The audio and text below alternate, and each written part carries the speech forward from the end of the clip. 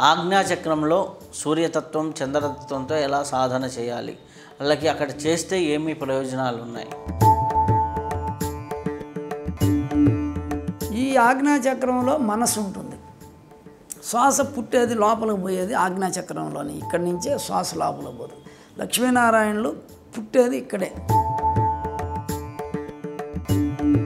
ఇక్కడ ఈ మనసుని ఏడు కనుబొమ్మలు రక్షిస్తుంది. శరీరాన్ని అన్ని విషయాల నుంచి కాపాడేది మనసు. ముళ్ళు దొక్కకుండా, మనం ఏదైనా మలమూత్రాలు దొక్కకుండా, రాళ్ళు దొక్కకుండా మనం నడిచేటప్పుడు ఇది మనసు అనేది మూడో నేత్రం పనిచేస్తూ ఉంటుంది. అందరికీ, ప్రతి ఒక్కరికి, ప్రతి జీవరాశికి కూడా.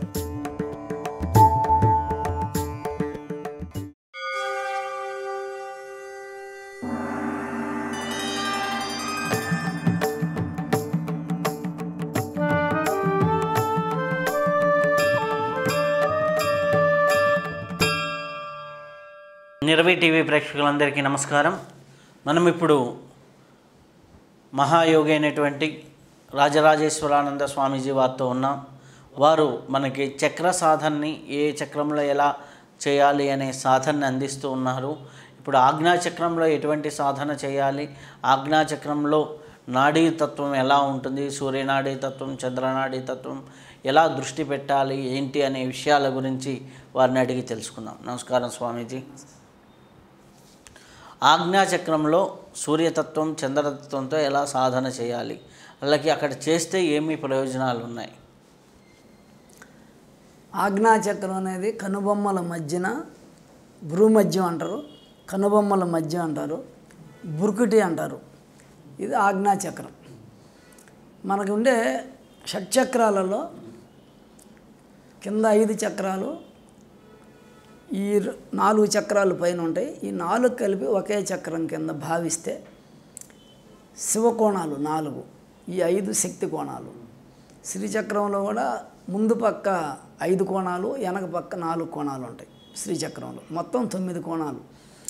కంఠానికి కింద కంఠాద పర్యంతం శక్తి కోటైక స్వరూపుని అని చెప్పబడి ఉంది.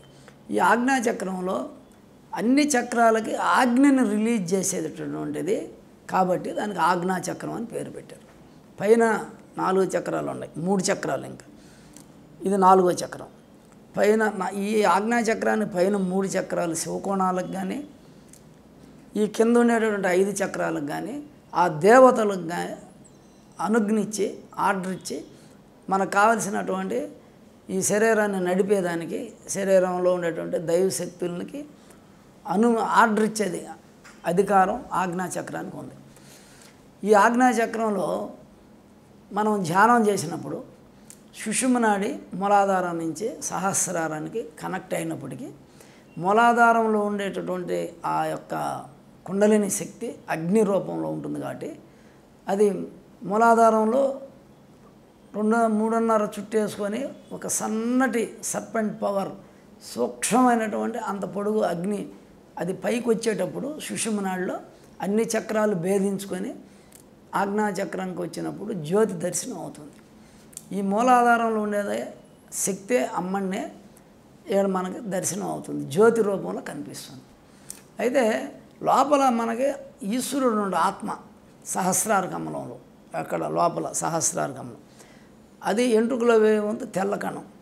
ధ్యానంలో ఎవరైనా ధ్యానం చేసేటటువంటి ధ్యానపరులకి తెల్లటి ఒక జ్యోతి, అది రూపాయి బిళ్ళంత ఉండొచ్చు, ఇంకా తక్కువ ఉండొచ్చు, ఇంకా తక్కువ ఉండొచ్చు.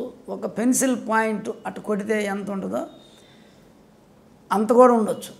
తెల్లగా కనపడితే ఆజ్ఞాచక్రంలో అది సహస్రారంలో ఉండి ఈశ్వరుడుగా భావించాల.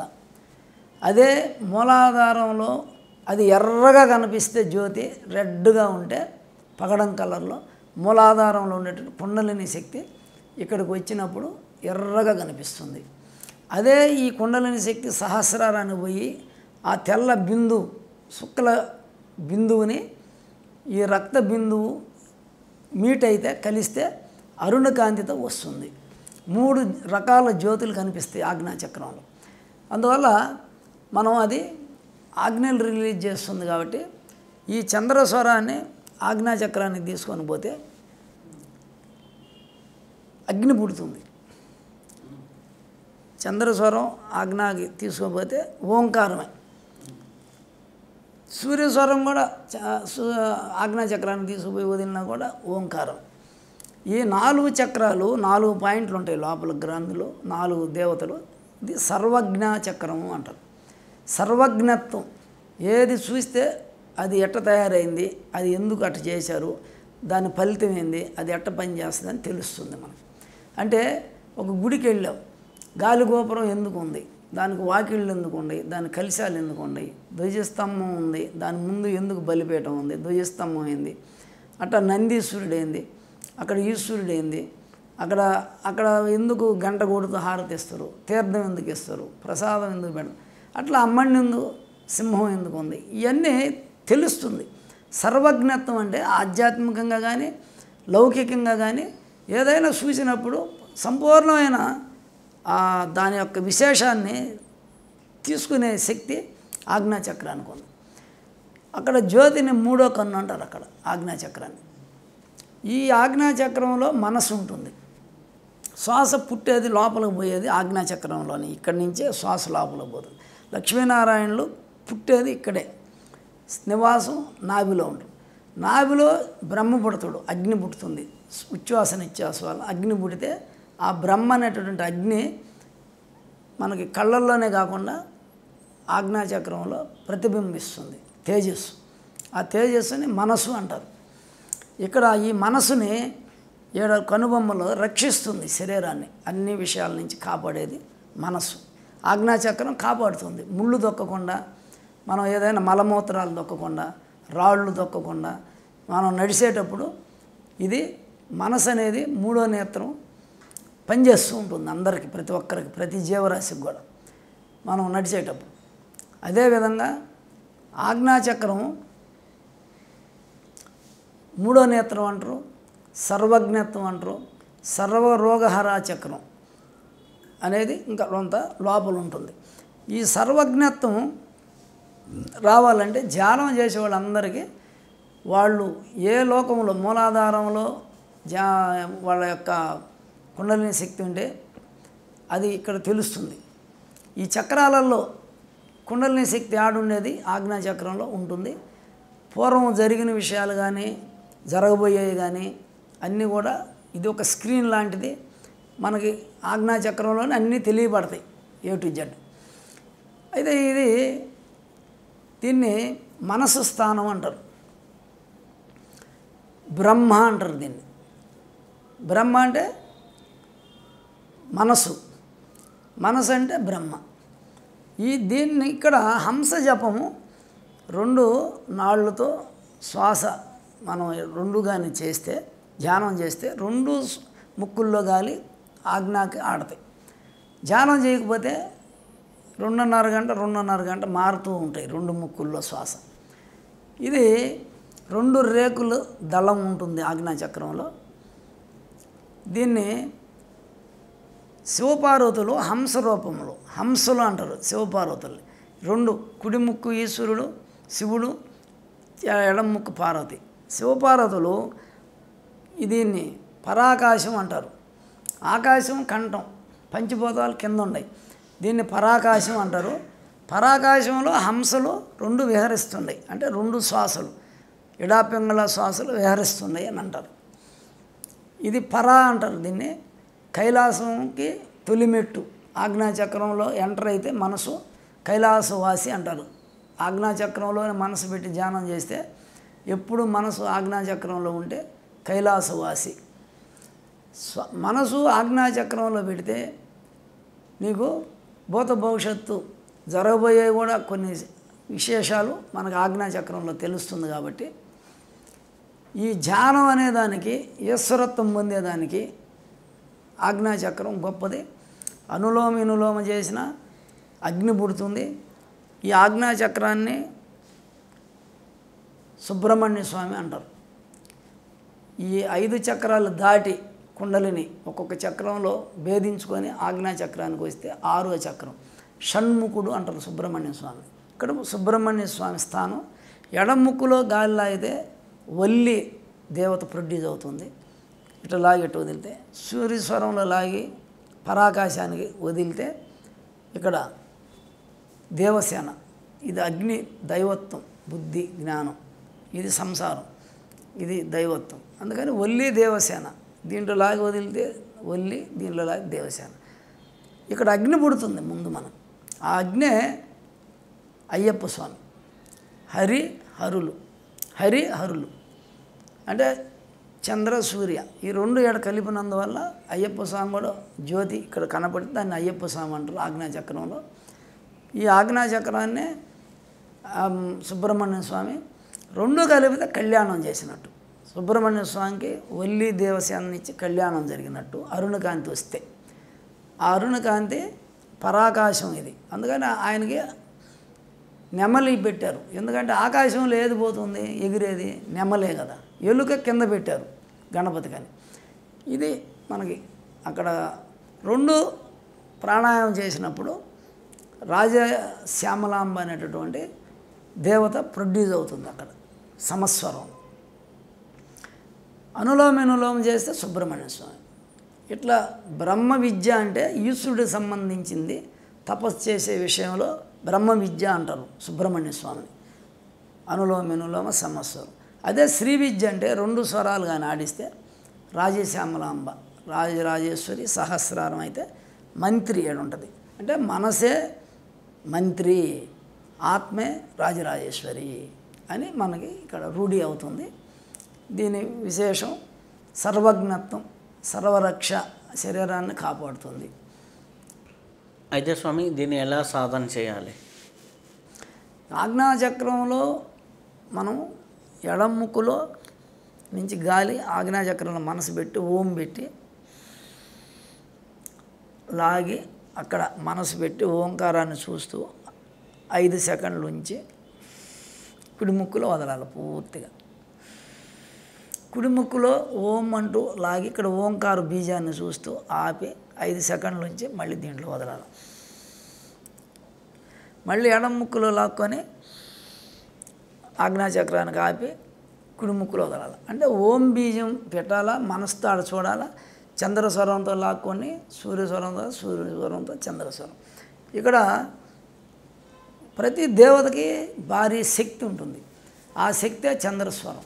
సూర్యస్వరమే ప్రధాన దేవత, ఏ దేవత అయితే. ఇప్పుడు దీనివల్ల అక్కడ లైట్ డెవలప్ అవుతుంది, ఒక ప్రకాశం వస్తుంది. ఎవరైనా ప్రాణాయామం చేస్తే ఇదంతా వైట్ వస్తుంది. ఇప్పుడు సమస్వరం చేస్తే శ్రీ విద్య కింద 2 పుటలు టచ్ చేసి ఇక్కడికి లాగి ఓం అని ఆపి వదలాల, లాగి ఆపి వదలాల, లాగి వదలాల.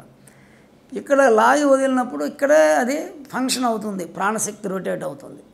మనకి ఏదైనా శారీరకంగా మనిషికి మానసికంగా కోరికలు వ్యామోహాలు ఎక్కువ ఉన్నప్పుడు అప్పుడు మనం ఏం చేయాలంటే ఈ ఆజ్ఞాచక్రం పైన మనసు పెడితే, ఇక్కడ ఆజ్ఞాచక్రాన్ని పైన పెడితే అది కేచరి,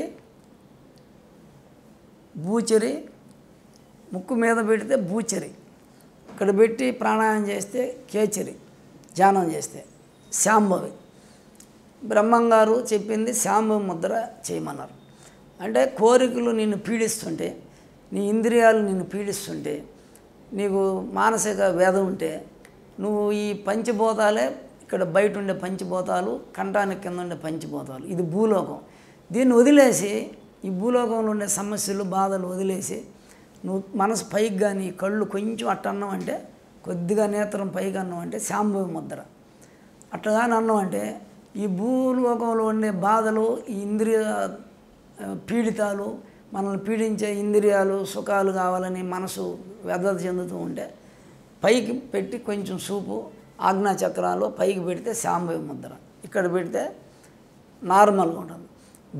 లో బీపీ ఉన్నా కూడా ఈ ముద్ర పెట్టి చేస్తే లో బీపీ పెరుగుతుంది, బీపీ పెరుగుతుంది. ఇక్కడ పెడితే లో బీపీ ఉన్న వాళ్ళకి లెవెల్ అవుతుంది.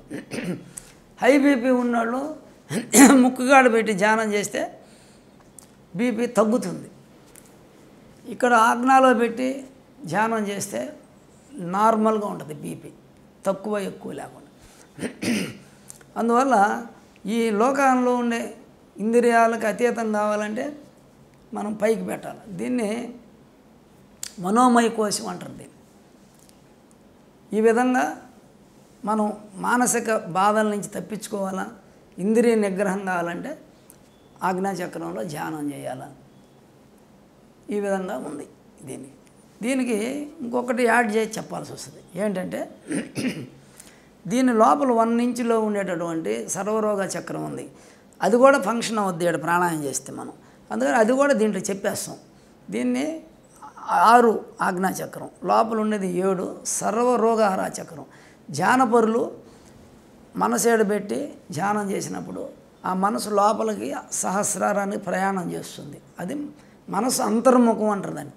లోపలికి ప్రయాణం చేస్తుంది. 1 ఇంచు లోపలికి పోతే అక్కడ కానీ నిలబెడితే మనసు ఈ ప్రాణాయామం చేస్తే మనం మనసు అక్కడ పెట్టి సర్వ రోగాల నుంచి విముక్తి పొందుతుంది శరీరం. చంద్రస్వరం లోపల లాక్కోవటం, సూర్యస్వరం లాగి వదలటం. దీనివల్ల సర్వరోగహర, రోగాల నుంచి శరీరం విముక్తి పొందుతుంది. మన పత్రిజీ గారు దాంట్లో కూడా అందరు ధ్యానం చేస్తుంటారు. దాంట్లో అందరికి ముందు జాయిన్ అవుతాయని వాళ్ళకి షుగరు, బీపీ, రకరకాల వ్యాధులు, కిడ్నీ సమస్యలు కూడా తొలగుతున్నాయని మొదట అనుకొని చెప్తుంటారు వాళ్ళు కార్యక్రమాలు. మనసుని లోపల పెట్టి ప్రాణాయామం చేస్తేనే తగ్గతి వ్యాధులు, ఉత్త ధ్యానం చేస్తే కాదు. ఈ ప్రాణాయామం చేస్తేనే వ్యాధుల నుంచి విముక్తి. అది కూడా ఓంకారం.